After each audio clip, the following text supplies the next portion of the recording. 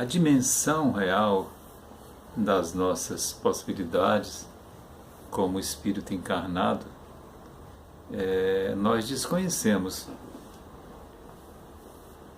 Principalmente porque nós damos muito valor às questões de ordem do cotidiano, às questões de ordem práticas, às questões de ordem material. Eu estou falando naturalmente para a maioria das pessoas. Então, nós não conseguimos aferir nem auferir outros pleitos como espíritos encarnados que somos, porque nós não temos muito interesse em buscar as graças de Deus. Essas graças de Deus às quais eu me refiro é buscar seguir a cartilha do Mestre Jesus. Nós vamos ouvir muitas falas, vamos ouvir muitas palestras, vamos ouvir muitas considerações, muitas missas, seja lá qual for a crença, seja lá qual for a prática. Mas, naturalmente, normalmente, nós vamos deixar entrar por um ouvido e sair pelo outro. Muito pouco a gente consegue reter e muito pouco de prática a gente consegue colocar na nossa vida. Então nós, de certa forma, nós desacreditamos, nós não acreditamos em nós, nos nossos princípios, nas nossas atitudes, aquilo que é de mais rico no Cristo. Ou seja, nós vemos o Cristo, adoramos o Cristo, falamos do Cristo, mas não fazemos o que é essencial. Replicar a sua doutrina em atitudes. Eu hoje lia um documento, um artigo, em que um cidadão em um determinado país, ele costumava ir nos hospitais e buscava, naturalmente dentro dos princípios legais dessa maternidade, os bebês que eram abortados. E todos os dias ele fazia essa rotina.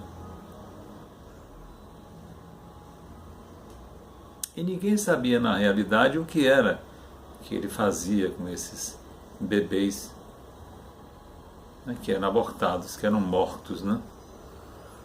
E ele constrói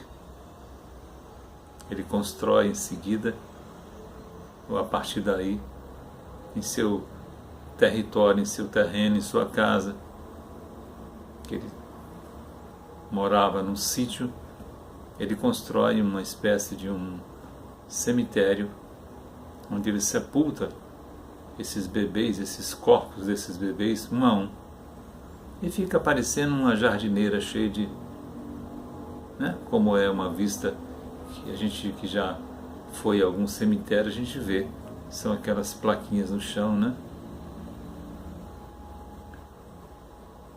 E a partir dali,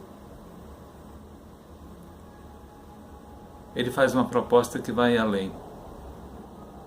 Todas as mães que quiserem ter os seus bebês e deixar com ele aceita. Eu pretendo, depois que publicar esse vídeo, eu pretendo divulgar com vocês esse material que eu recebi, vou tentar publicar, para que vocês possam ler. E a partir desse princípio ele cria uma grande família. São todas aquelas crianças abandonadas pelas suas mães e que não queriam Ele não queria que fossem mortas. Ou seja, primeiro ele vai, pega os bebês mortos e cria esse pequeno cemitério. Depois ele utiliza esse cemitério como um atrativo para que as pessoas saibam que ele está disposto, propenso a receber essas crianças, criá-las e educá-las, e forma uma espécie de um orfanato de crianças. Tomara que eu consiga publicar para vocês as imagens e vocês possam ler. Então perceba que fazer o bem,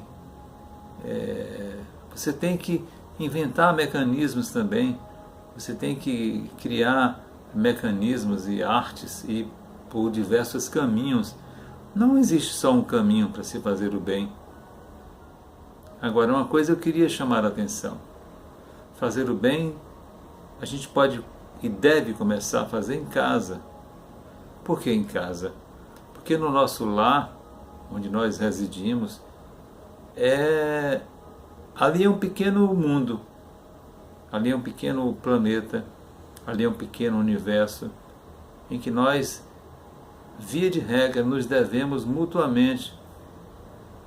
Então nós devemos praticar o bem e nos ajudar mutuamente dentro do lar em que nós estamos inseridos. Esse é o sentido existencial da família. Esse é o sentido existencial de cada um de nós. É compartilhar, que significa partilhar com o outro que está convivendo conosco, vivendo com as coisas boas, as coisas necessárias, que vão além das coisas boas, né? Se a gente ler um pouco mais embaixo, a gente vai ler aí o que é necessário e o que é bom, que é do nosso querido Chico Xavier, um pensamento, uma reflexão dele. Então é na família que nós começamos esse grande projeto cristão. É na família que nós devemos acolher e ser acolhido. É na família que nós devemos ter a capacidade de amar, a capacidade de respeitar e treinar isso mesmo. Fácil não é. Eu sempre digo, na medida do possível, aos pais, pai, mãe, irmão que faz papel de pai, que nós precisamos dar crédito àquele que convive conosco. Nós precisamos tratá-lo com respeito, com amizade, porque se nós estamos reunidos, é porque nós tivemos uma causa anterior que nos trouxe para essa causa atual. Ou seja, a nossa família é consequência de uma causa anterior. E que nós estamos fazendo hoje uns com os outros, perdoe a confusão, a família é consequência de uma causa anterior. E o que estamos fazendo agora, no presente momento, estamos fazendo o futuro. Então nós estamos no futuro, quando no presente nós fazemos o bem.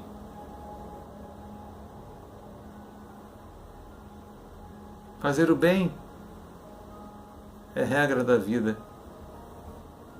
Nós temos chuva, nós temos rios, nós temos florestas, nós temos o que nós necessitamos. Basicamente nós temos. Tem uma frase de Chico que ele dizia mais ou menos assim, abre aspas, Deus nos dá o pão sempre que a gente pede. O problema começa quando a gente começa a pedir além do pão a manteiga. Fecha aspas. Então, Chico, com sua amorosidade tão grande, com sua sabedoria tão grande, um espírito que eu conheço poucos, com a sua sabedoria, com a sua amorosidade, com a sua inteligência emocional, né?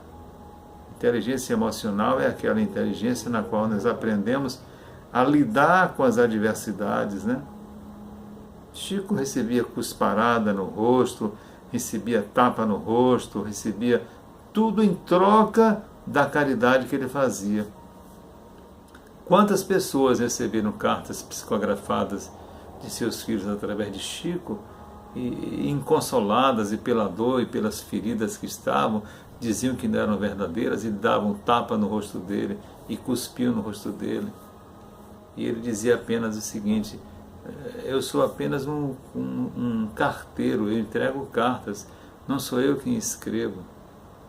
Então, quando a gente assiste documentários, quando a gente lê a vida de Chico, quando a gente vê filmes que são adaptação de livros que falam sobre a vida de Chico Xavier, a gente vai perceber que Chico foi a própria encarnação de Jesus, que viveu conosco durante 90 anos. Eu costumo dizer, e farei novamente aqui, nós temos o conhecimento de que Jesus viveu conosco 3 anos já adulto, porque daí para trás se é desconhecido onde Jesus estava. Então a história que nós conhecemos do mestre Galileu é ele adulto. E Chico, nós temos a história, a casa dele que pode ser visitada, o centro espírita que ele fundou e todas as obras dele que ele fez durante seus 90 anos de vida. E olhe que ele, desde criança que ele trabalhava. Então é preciso que a gente tenha esse referencial e que a gente faça valer de coração esse grande espírito redentor, esse grande espírito amigo, que nunca nos abandonou, nosso meigo Chico Xavier. Ele deixa um abraço, uma reflexão profunda, para que você possa também, compartilhando comigo, reveja essas questões em seu lar, essas relações, como é que elas andam, como é que elas funcionam, e buscar colocar nos trilhos. E tem um vídeo nosso aqui, publicado, colocando a vida nos trilhos, né? Perpassa por esse amor, por esse compartilhamento de afetividade positiva, porque tem a afetividade negativa. Existe o afeto negativo. Estou falando de afetividade positiva. Cuidar sempre. Um abraço de muita paz e que Deus abençoe.